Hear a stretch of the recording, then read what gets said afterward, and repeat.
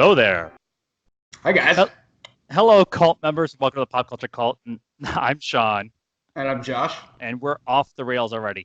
And this Yep. is the Rebel Files, your one-stop shop for everything Star Wars. News, notes, rampant speculation, which we're going to get deep into tonight, and everything Star Wars. I know I've had some Star Wars adventures, but you went on a small Star Wars kind of adventure only because Celebration was there in April. Yeah. So the kid graduated from Navy boot camp. We have a sailor. He got his liberty over the weekend, and he ended up having more liberty than we thought because we were only supposed to get him for like 8 hours, and they basically told him get off the base for the weekend. So we ended up having him for more time, which was totally cool. So we went and decided to go be a bunch of be nerds, and poor kid, he had to walk around in his uniform the whole time, but it was awesome. Do the tourist thing. Yep, we totally did. Chicago's a cool town when the weather's cool, like when the weather's nice. Yeah, we spent most of it kind of just north of Chicago, more towards the base and everything. But man, dude, it's pretty. It's a really pretty area. I lived in Naperville for about 8 months when I was a kid, and we would go into town and do Michigan Avenue and the lake, and do all that in the museums and all that kind of stuff. And it was cool. And then it snowed, and I was like, to hell with that, I'm leaving. Yeah.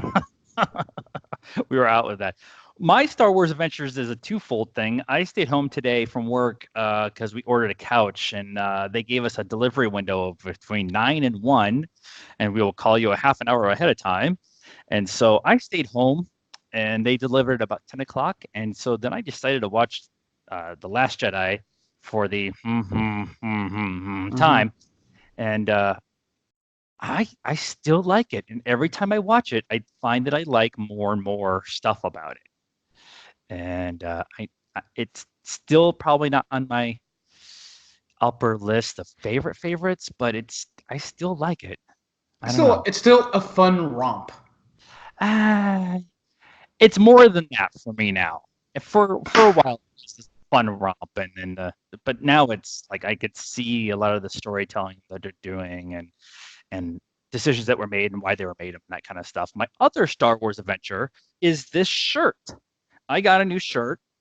It's called Like My Father Before Me, and it is from Nathan Hamill. And Nathan Hamill is the son of Mark Hamill, who, if you were watching the show and don't know who Mark Hamill is, thank you for watching. Go away. But Nathan Hamill does a whole bunch of different things. He's done comics, and he's done toys, and he's done some art stuff, and then he made this, and he was on Collider Live, and I'm like promoting it, and I ordered it as soon as I could, and I've been wearing the shit out of it. Bitching. I love it. That's a cool design. I dig it. That's how it should have ended. That's how Luke should have turned into Vader. Anyways, it's a whole different podcast. Let's get into this week's news and notes. Yes, we're going to cover Kenobi. You know that's going to happen. But there's a few things that we want to talk about first. Let's talk about the Resistance trailer. Did you finish the Resistance season 1? Yep. You did. I got about halfway through it and then didn't come back around to it. But I know what happened. How did you feel about the season overall? It started out. It really did kind of start out being one of those series where I was like, okay, this better get better in the next couple episodes, or I'm going to lose interest. And it did. So it actually, later on, in probably about mid-season, it started borrowing a lot of the pirate play elements of Hondo and some of the other ones with them. It got progressively darker. A little bit as it started getting towards the finale, with the First Order really starting to be freaking evil. It got a little darker, and then the final, with the whole destruction of the Senate and the planets, and Starkiller Base essentially doing its thing, and watching their reactions being not prime members of the canon originally. It was deep to watch, and it was. Yeah. I'm curious for season 2. I really liked what I saw from season 1, and I know about all the stuff that they watch Hosnian Prime from a distance, and one of the main characters is from Hosnian Prime, and that the base itself is actually a starship, and they left and all that kind of stuff. But this trailer, there was 2 things about this trailer that really grabbed me. One was second and final season, which I found very interesting. That they're making a point of doing like the story itself of Resistance can't go too long because it is right there in that Force Awakens / Jedi time period and stuff like that. So I understand the time period, but the other thing is, like you were saying, it got super dark, and a lot of the animated series that we've gotten have gone from very kiddie to very dark as kids have gotten older, but usually not within a season or 2 seasons. And so I'm interested more to go back and finish the first season and see what they do, because let's be honest, they nail trailers. The Clone Wars trailer was awesome. The Resistance trailer was awesome. Rebels trailers were always really good. So, what did you think of the trailer overall? So to your point, the same type of thing. It actually struck me as abrupt. That this was going to be the final season. So I don't know if just the viewer base wasn't there and they opted for this, or this was the plan all along. I knew it wasn't going to be a super long series, but for them to go, okay, this is going to be the final series, and to have it go from the end of Force Awakens. And end during the season at the end of The Last Jedi, right before Rise of Skywalker. I'm a little curious as to how they're going to do that. That's a huge bridge jump. That's a huge time span to actually kind of cover. I think it's going to. I think it's going to be one of those vehicles that they're going to use to set the tone for Rise of Skywalker. Because it's jumping that. I think there's going to be things with the kids that that the Resistance, not the Resistance, but the First Order was hunting. I think they've got their work cut out for them. They've got a huge chunk to put in there. So little shocked that they're going to cram that much into one season and then be like, we're done. Yeah, and that we get Kylo Ren. Is that Supreme Leader Ren? And we get Phasma, and we know what Phasma happens to her in Last Jedi. So the timetable there, I'm hoping that she's like in the first couple of episodes and then is gone, and they talk about that for a second. But is that Supreme Leader Ren? I'm really interested to see like how that whole kind of whatever works out and stuff. So that's the thing too, because you've got Pyre. You got Commander Pyre who's in it, who's the gold version of Phasma, essentially, for lack of a better term. He's in it, she's in it. So at what point? I'm curious as to how the time's going to jump there, because if something happened to Pyre to where we didn't see him in canon, she has to end in Supreme Leader Ren. Yeah. So there's got to be that jump from post Last Jedi, or just as the end of Last Jedi happens, right into leading right up to Rise of Skywalker. Right. And I'm wondering if it would be really cool if this happened, that they all show up in Rise of Skywalker as one of the groups that ends up coming to the aid of who's left of the Resistance and stuff like that. And maybe not necessarily maybe because we're going to get like at least an 18-month time jump into Rise of Skywalker. So you'll get, hopefully we'll get some of those characters that kind of show up. That just adds to the list of people. Jiminy crimey. Back to the conversation last week. Who Matt Smith is going to play? Pretty much. Let's talk about D23 really quick, since it starts this week. Giggity. Let's talk about. Are you going to Crown this weekend? No, you're not going to Crown. Okay, I'm going to Crown, and we're leaving tomorrow, Friday afternoon. Right when the Mandalorian panel will be going on at D23, and they're officially dropping a full trailer. And so I don't know what I want from this trailer. I know what I've seen so far, and that's enough. But there's going to be something, big and kind of a big proper trailer instead of like a little tease like we got at Celebration.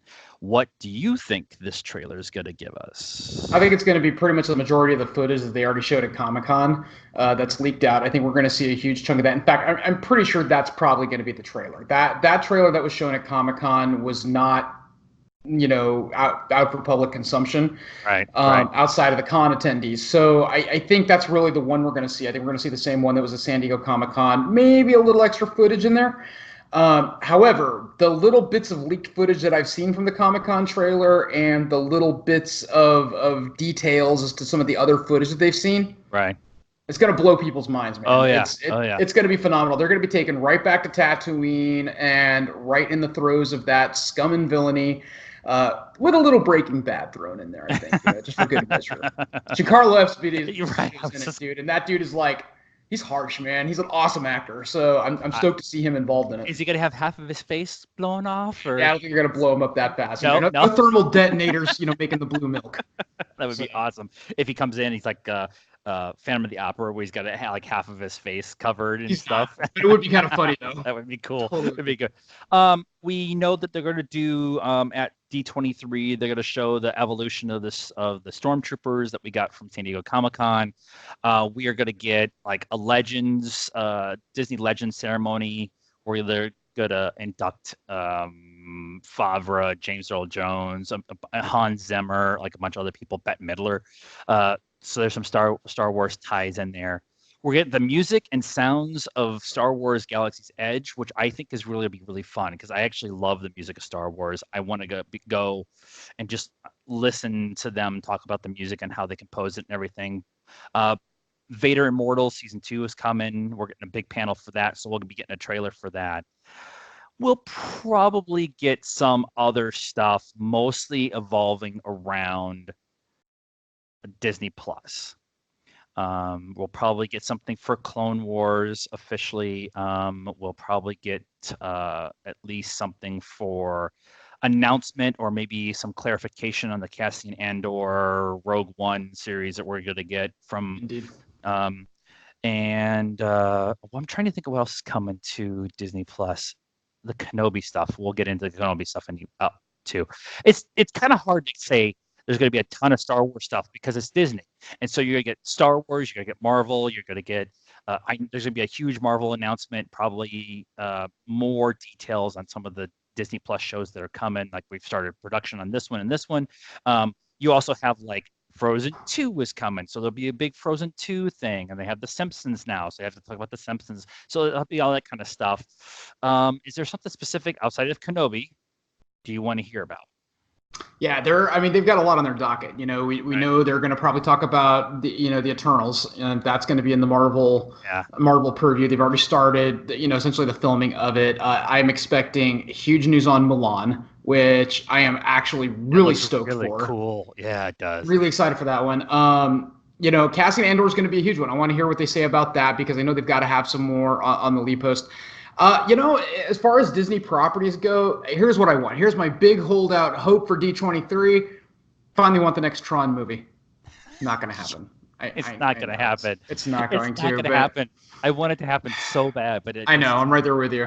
But yeah, realistically, I think some of the actual Disney property. Honestly, Frozen 2, not in my purview. Front one was fun. It was cool. Music good. Olaf rocks. The Moose was better. But Mulan's my driver, man. That's the one I am chomping at the bit for. I was never a deep Disney kid, but I am a Marvel adult and a Star Wars guy. So that stuff I'm really interested in. A lot of the other stuff is fluff for me. But to be honest, I'd rather be at D23 and Flagstaff this weekend. But I just had 2 weekends in a row of trips, so I've got to stay home for one of them and get stuff done. Yeah, we're going. We're going to.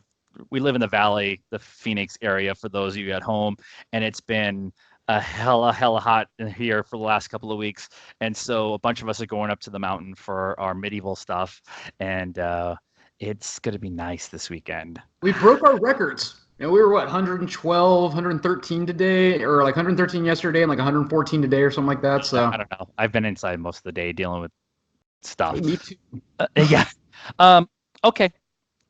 It's been all the rage all over the internet. Let's talk about it. Let's go deep dive and what we want to see and everything. There was a report that came out that Ewan McGregor has officially signed on to return as Obi-Wan Kenobi.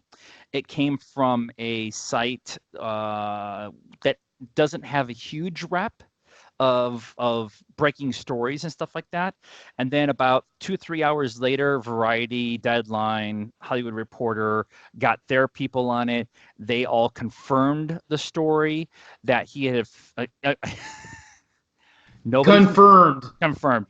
Nobody from Disney has come out and said yes, this is actually happening.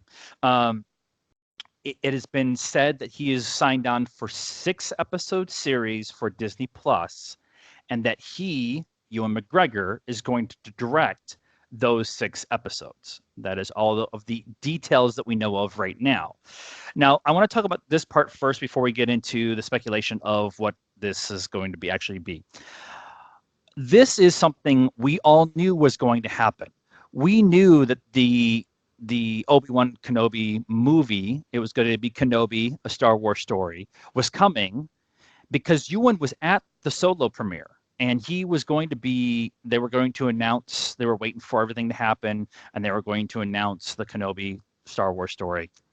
And then Disney, Iger, Lucasfilm kind of screwed Solo over a little bit by rushing it and changing directors and all that kind of stuff. And so they ran away. They stopped doing all the Star Wars series stuff, Star Wars stories. So then Disney Plus happens. We get all these things. Everybody's been clamoring for it. Ewan McGregor as Obi-Wan Kenobi. So, are you wanting this as a series, or do you want this as a movie series? 6 episodes means we're probably going to get hour-long episodes. Right. I would venture to say that it's going to be treated as a mini series, a la 1980s, 1990s. Every Monday, 1 hour long episode type of thing. We're gonna get it, and I think that's exactly what it's going to be. I don't know if this is gonna. I don't think this is going to be a test. I think more than likely what they're probably doing is they're probably taking the treatment that they had originally for the Obi-Wan movie. That's my thought too. And they're parsing it out and expanding it on a little bit. Yep. And I really still feel that the reason we knew this was going to happen, and the reason why like almost most of us who were kind of like knee deep, waist deep in the fandom knew that this was going to happen, and they weren't going to let it go, is because of Sideshow Collectibles. And I'll tell you the reason why. Yep. And the reason I say Sideshow Collectibles is because when they released that figure of Obi-Wan in his later years carrying the backpack around with his clone armor on Tatooine post episode 3, post kind of the Rebel Clone Wars era. Yep. We were like, yes. The entire fandom came out and were like, yes, this is the story we want to hear. And, Disney does listen to the fandom to a degree. They hear the chatter. So the minute that kind of caught on and Disney started talking about Obi-Wan movie, we knew we were going to get it in some form. We had speculated, for a long time that it was going to be Disney Plus was when we would probably see it. Right. We weren't sure if Ewan was going to come back on, but we knew Ewan was chomping at the bit to come back on board and play it. Yeah, he was. And that's kind of an interesting thing given his feeling towards the rabid fans. He's not a huge fan of the rabid fans who, and I mean this in the not like diehard fans, but the rabid fans who push kids out of the way, to get in line. Right, the rabid fans buy all the merchandise just to sell on eBay. He doesn't like those cats. Right. But he loves the character and he loves what the stories do. And he's been wanting to come back. And you know what? We're getting our wish. Right. And that's that hot toy, the High Plains Drifter kind of guy. You're right. It was Hot Toy, not Sideshow. Sideshow is the U.S. distributor of Hot Toys, so it's the same thing. But when we all saw that, we're all like, this is exactly what we want, and we want that High Plains Drifter, lone gunman kind of thing that we're probably going to get from Mandalorian. But the idea of him maybe not necessarily stuck on Tatooine, it would probably be easier to film if there was all one location like they're doing the Mandalorian kind of thing. But the idea is having him come back and be that Obi-Wan that we know right after Order 66 in that time period between Return of the Revenge of the Sith and A New Hope. There's 30-year gap in there, and he didn't spend 30 years twiddling his thumbs in a cave watching over Luke.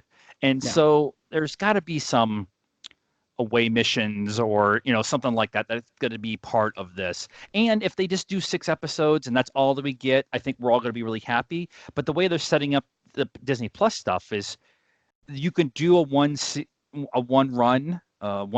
run, but leave it open to having multiple seasons down the line. They're already working on season 2 of Mandalorian, and the first one isn't even out yet. So, Yep. so This there's a is possibility of that happening. Yeah, and I really think that this is going to be the big Maul Obi-Wan interaction, Right. because we've seen what happened all throughout Clone Wars. We'd heard, what happened to Maul during, Rebels. We know what happened to Maul in Solo. So Maul's even got this backstory. So while it's going to be Obi-Wan, it's partially going to be Darth Maul as well. I'm Right. almost 100% sure of it, because I think I hope we see it live action, is the final conflict that they showed. The showed in Rebels. The It's one of fight the best scene, episodes. It's yeah, so amazing. the fight sequence that lasted a whole whopping 10 seconds. And I want to see it in live action. I think So it was like 2 moves. I think 2 moves was it. total in the whole That fight. was It it. was so well done. Yeah. Uh, if they're really gonna take what I've been thinking was the Crimson Dawn kind of story arc with Solo, Kenobi, the the Hutt gangster movie, and the Crimson Dawn stuff was the overall arc of that part of that story. I think it would be really cool if they integrated that here. If they're going to do that, then we're definitely going to get Maul, uh, or at least hints to Maul, or communiques, or somebody, a bounty hunter is looking for Obi-Wan and directly speaks to Maul, that kind of thing in there. There's been some talk online about what this series could be, and we've kind of talked about it, who we think we're going to see, who we want to see. Is it possible that we get characters like Hera, Ahsoka, Vader, Bosk, like those? Are we going to get those kind of characters that possibly could show up in the show?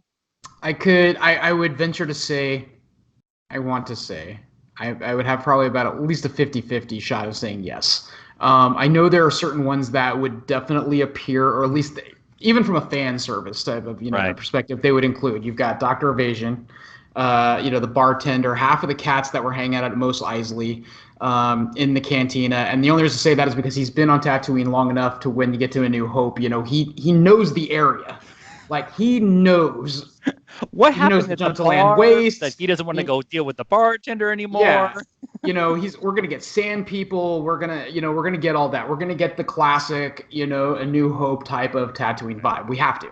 However, to your point, and I do agree, he's not going to be there the whole time. I think there's going to be this interplay, because he knew Maul was coming for him. So there's going to be this interplay between, I'm sure, the gangsters of the Hutts versus Crimson Dawn versus the other bounty hunters that come in there. There's got to be that criminal element. And to be honest, we may have elements of that tied back into the Mandalorian. Right. We might see that type of play. So yeah, I think it's carte blanche, wide open territory for us to see Hera and some of the other cats from Rebels come right in. If you're going to introduce Ahsoka live action finally, which is the other thing that everybody's been asking for in the fandom, we want the Kenobi series, we Yep. want new stuff, which is what we're going to get with the Rian Johnson stuff going forward. We're going to get new stories coming with Rian Johnson. But if you're going to tell this Kenobi story that we all want, this is the time that you actually introduce Ahsoka as the live action character. And it would make the most sense that, I mean, she was Fulcrum for a while, so she has connections everywhere. It would make a lot of sense that she goes to Tatooine, if that's where it actually ends up being. And there's a half of an episode where she's helping Kenobi, shoo off some bounty hunters who are looking for Luke, because Boba Fett is actually looking for Luke in the comic. Mm-hmm. And so there's all that connection there too. So having Ahsoka in there, having Hera in there, that would all be kind of cool. Well, and I think to your point on that real quick, I think the point is there's still that gap that's been kind of left untalked about from Rebels. And that's when, they saw her essentially die in the conflict, or they didn't know she died. She just kind of disappeared thing. And we don't really see her again until the epilogue for Rebels. Right. Where we know, okay, she did survive it, but Yeah. we don't know how that happened. You know, that's still kind of a wide open area, and it would make sense for her to have interacted with Obi-Wan Right. at some point. So, I don't know. It makes the most sense because the way they've been kind of setting up stuff in canon is Force users know of each like don't know each other, but know of each other. They know that there's other Force users out there, and Order 66 didn't get everybody, and that's why Vader's got the Inquisitors, and they go off and they're Force sensitive, and they're trying to find Force sensitive people. So having that whole thing, the idea of having the fifth brother and the sixth sister and that kind of stuff could be a really interesting point too, because they're all hunting down Force users, Jedis, that kind of stuff.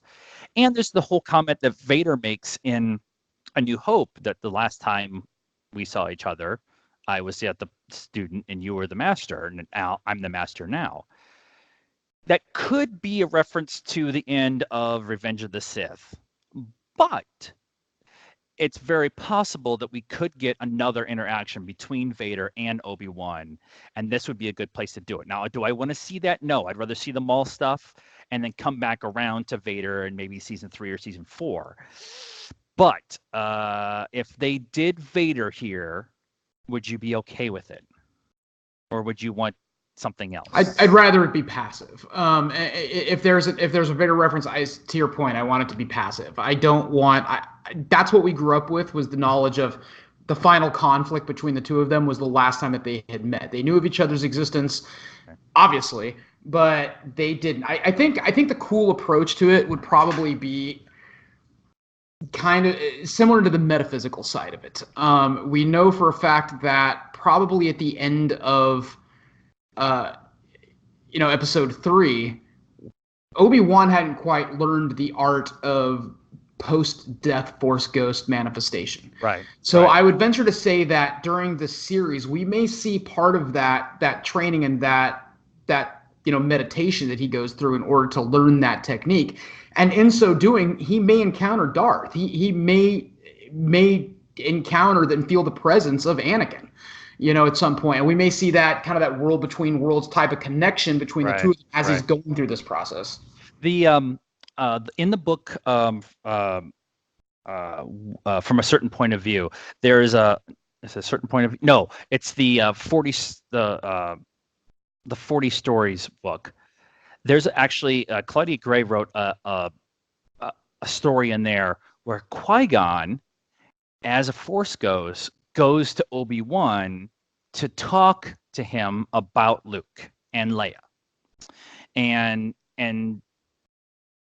it would be amazing if they did that story, because Claudia Gray is amazing and we need to see more of her stuff on the screen. But the idea of having Obi-Wan and Qui-Gon have this conversation opens it up for Liam Neeson to come in and actually be the one who does the voice, even if it's a Force ghost.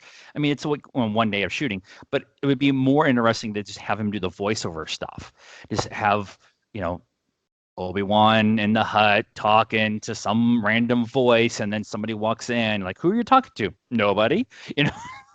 That would be kind of fun. And then explain the answer why Qui-Gon didn't show up at the party on Endor at the end of Return of the Jedi. So because he has no connection to Luke. Right. So which is what we all go with. So, sorry to squish that right now, but the 3 people that you see at the end are the 3 people who are directly involved with Luke, which makes it very interesting that if Kylo dies in The Rise of Skywalker, does he see Luke and Anakin, and not Vader, but Anakin? So I find that very interesting. Yeah, right. We can go on a deep. Let's say that we get 6 episodes, but it's not on Tatooine. It's him escaping from Coruscant with baby Luke and trying to get him to Tatooine, because Coruscant's still under control. And no, that baby is delivered on Alderaan. No, it's Coruscant. because they get done with Mustafar, they get Yes. back in the plane, they go back. And then It's Bale course took Leia back to it Alderaan. took Alderaan, and Luke goes to Tatooine. So what if it's the story right after the birth scene, and it's Obi-Wan on the run with the baby, trying to get back to Tatooine, and then we start like season 2 is on, going on from there. What do I you think that would probably be. No, I think that's going to be too. I think you can't drag out a delivery for 6 episodes. But to the point, delivery I from do. the delivery to Tatooine? So Right. it's him on the run. Yeah, I don't know if it's going to be the him on the run thing. I do see where it would probably flash back and could potentially flash back to that interplay. He's young enough still to kind of get into the bearded young role, while being old enough for the rest of it. I wouldn't be surprised if we see a little more of that interaction between him, Owen, and Baru. Um, right after, to your point, right after he leaves Coruscant and takes Luke. I do think that there's room for that in kind of a prologue to the series, which might be a little bit of the first episode of it, as they're kind of setting that groundwork and giving the flashbacks, to your point, for the people who may not have necessarily seen it. So yeah, I think that's open there, and I think that would be cool to bring the actors, who played young Owen and Baru, back into it as well. They both said that they would want to do it again.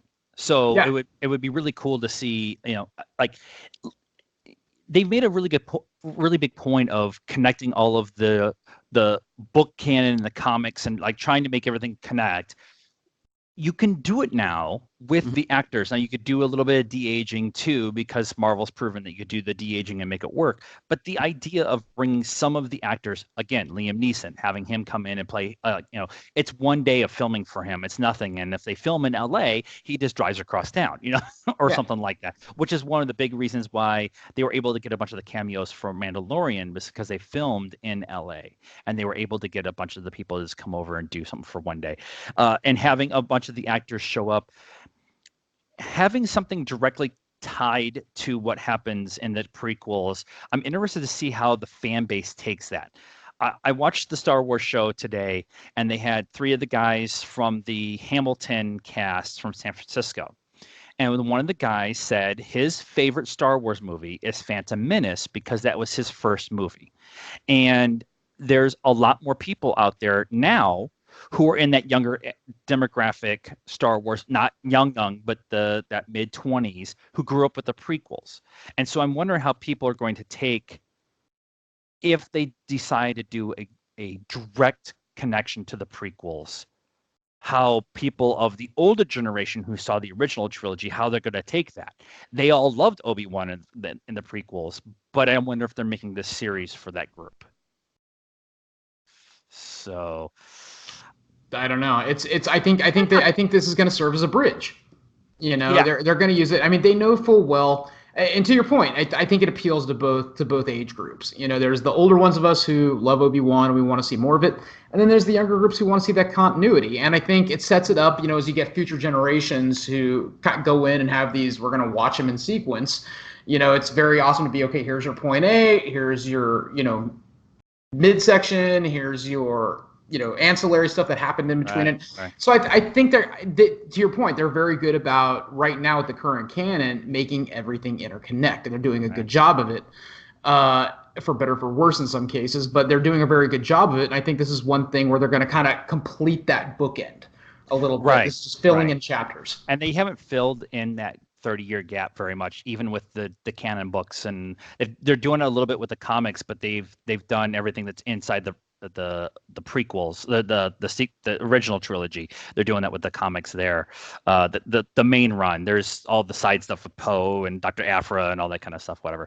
I want to talk about the Rian Johnson thing because it kind of ties into what we're talking about here, about connecting with the known characters and known story and stuff like that. Rian Johnson is promoting Knives Out right now, and he talked about in one of the interviews that his series of movies, his trilogy that he's working on, is going to be within the Star Wars universe. It's going to be, we're going to know like the lessons that are trying to be taught within the Star Wars universe that Lucas laid down, but it has no direct correlation with any character that we know currently. And it's probably going to be set in the future of the Star Wars universe outside, past Rise of Skywalker. Um, do you want anything from Rian Johnson? I mean, I know I love Last Jedi and I really want to see more of his stuff, but do you trust that he can go and start kind of a new trilogy, a new series of Star Wars movies? I think he's a good. Here's what it is. Despite everyone who's watched the show knows that I had a long love-hate relationship with Last Jedi, and I've still got some feelings about it. I have a greater appreciation for it now, having stewed on it and read some of the other stuff and gotten into it. I Right. have a greater appreciation for the movie. So here's kind of my take on it. We know that Benioff and Weiss are pretty much, we're almost 100% sure they're doing Old Republic, so that Right. takes that out of the equation. I think Ryan, and maybe my issue was that it should have been dealt with a little longer in The Last Jedi. Ryan really set up that whole, and my big kudos to him for doing this is he set up that entire, the Sith is extreme, the Jedi are extremes. Right. Both aspects need to be washed away, Right. and that whole entire sequence is what made the movie for me, because I was like, now we have the factoring of the gray as a Right. belief.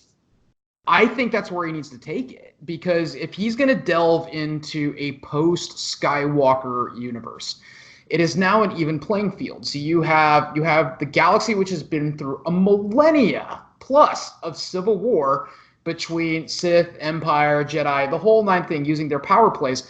Now you've wiped the slate clean. You now have Force users as a whole, and you have an entire galaxy where people are Force sensitive and they're non-force sensitive. Right. Are we going to have racial conflicts, to throw commentary on current political stuff?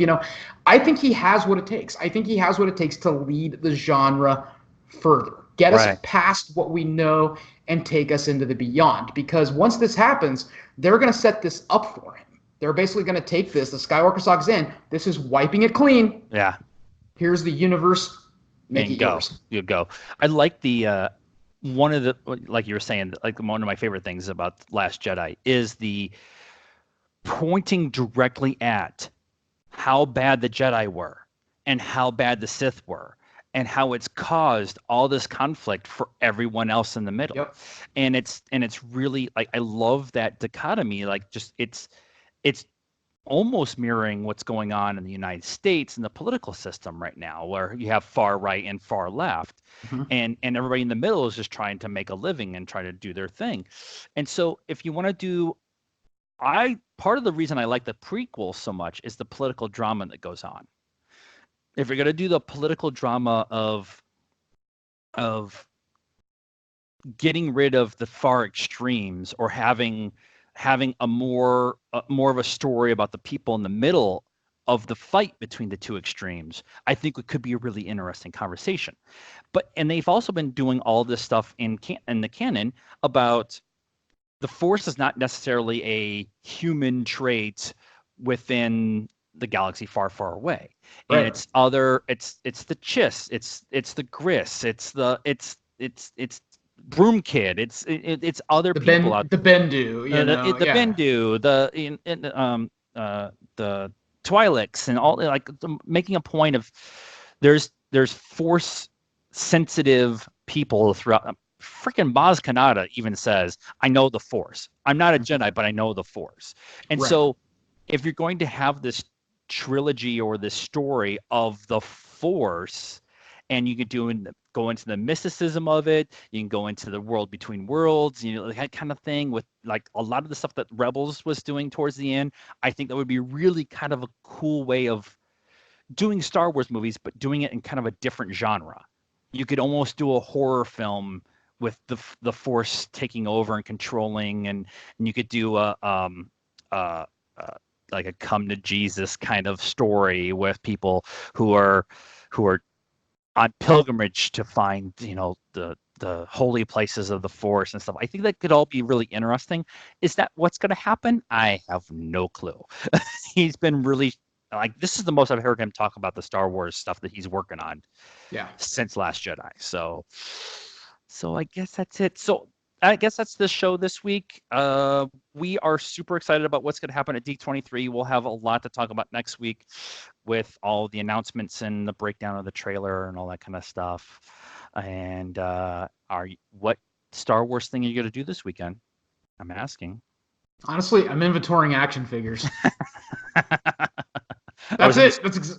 the, It's getting a little harrowing. I've got to start trying to figure out where I want to put these guys and everything else. That's my Star Wars thing. And to be honest, I have actually been itching to go back and watch Empire. yeah. I need Empire right now, and I've been wanting to watch Empire for a while, and I think I'm going to sit down and watch it while I'm working on some other stuff in between everything else I've got to do. I'm probably going to be on the background.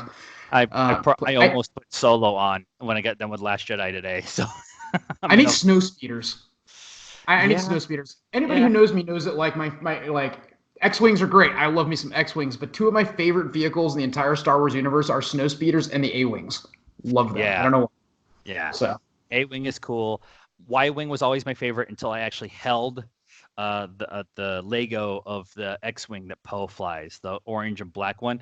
That's my favorite. Like that's my favorite ship above the Millennium Falcon, above the Ghost, the Devastator, the Slave One. All of those. It's Poe's freaking X-wing is the one that like grabbed me the most. I don't know. I'm a weirdo. And I looked at I was in the storage unit today, and I'm like, all of my toys and pops are way back there, backed in the corner somewhere, and I don't have anywhere in the apartment for them. Wah wah. we're going on the downsizing phase. I totally get that. Trust me. So that's the show this week. What did everybody think? Are you looking forward to Kenobi? Please tell us in the comments which Rebels character you want to see in the Obi-Wan Kenobi series. Hera, frickin' I'll say Ezra or Thrawn or Ahsoka or whoever. Let us know in the comments. Please like this video. Help us out by subscribing to the channel. We have a Patreon we're working on. So help us out on Patreon. We're also on Facebook, Instagram, Twitter. All of that information is in the description with links and everything in the description down below. And until next time, I'm one with the Force. And the Force is with me. Take care.